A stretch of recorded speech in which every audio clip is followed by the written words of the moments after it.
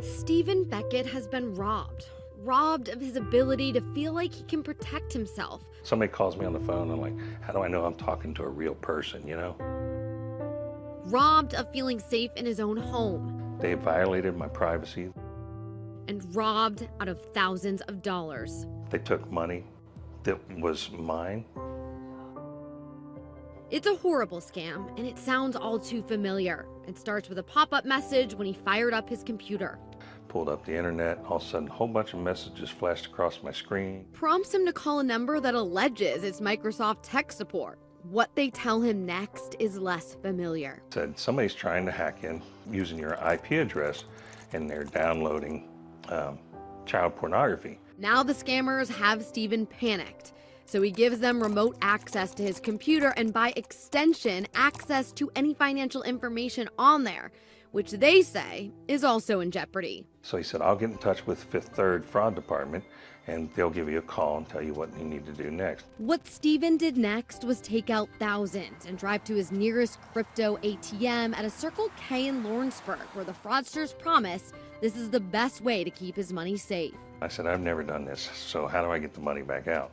He said, we'll go through that in a little bit. Let's get your money safe for now. In a second, the money is gone because you can't reverse these transactions. But Stephen is just one of thousands of victims. In fact, in just the first 6 months of 2024, $65 million was lost to crypto ATMs and scams, and that's according to the Federal Trade Commission.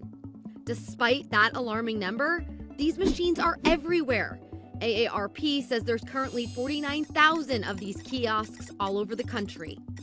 I reached out to the Circle K in Lawrenceburg to see if they had a comment on the scam committed right in their store. They didn't. I reached out to Bitcoin Depot, the owner of the ATM. They sent us this long statement saying that they're, quote, committed to ensuring access is safe and secure for all users. Unfortunately, bad actors may try to mislead others into sending cryptocurrency under false pretenses. But what really stood out to me is their effort to prevent this. They mentioned clear warnings, signage on the physical machine, and before you make a transaction. We put warning signs on every pack of cigarettes that says, these will kill you. It doesn't stop people from smoking. There's all kinds of signage. Signage isn't a bad thing. But it's not going to stop this from happening. Senator Paul Moriarty out of New Jersey is leading an aggressive legislation, trying not to just restrict these crypto machines, which some states like Colorado have successfully done, but ban them altogether. These machines serve no purpose except to help criminals separate you from your money. Even if you wanted to buy Bitcoin, which I don't necessarily suggest, you should not buy it at a Bitcoin ATM machine. It's 3 to 4 times higher. I couldn't find an instance where it was 3 to 4 times higher. Still, it is a significant markup. Look at this receipt from a Bitcoin machine at Clifton Market. The price for Bitcoin at this machine values Bitcoin at $150,000, but the market value is only $107,000. That's a close to 50% markup on the exchange rate, and this doesn't count the fees the ATM may hit you with on top of that. If I'm just looking to invest in Bitcoin, I'm probably not going to go to a Bitcoin ATM. Joe Dobson is a threat intelligence analyst, and he looks for people who are using crypto in criminal ways. I'm a firm believer that cryptocurrency is here to stay. It's not going anywhere.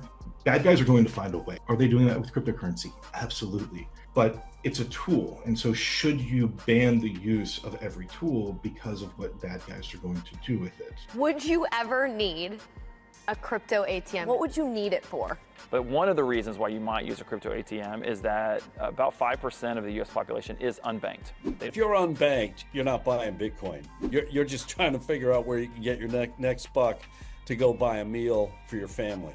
Crypto enthusiasts like Joe Dobson and Michael Jones, an economist at UC, say the crypto machines have purpose. They're an efficient and fast way to send money to another person. They make crypto more accessible, and retailers hosting these ATMs can earn revenue through rent. And these ATMs will become more relevant over time. But at what price?